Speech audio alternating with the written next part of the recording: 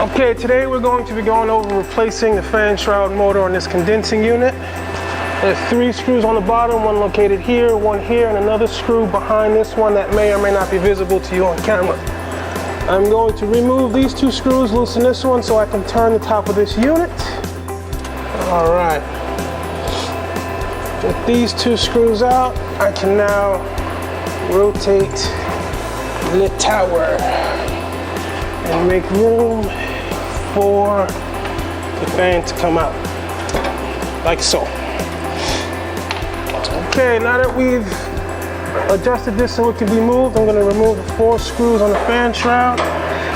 4 screws removed. We can now slide off our fan shroud. Ooh, careful. Now, the one thing we will need is a connector on this cable. This cable is hardwired into this box. So inside this box, we will need some kind of cable, weatherproof cable, where we can detach and reattach this so the fan can be removed in an efficient manner.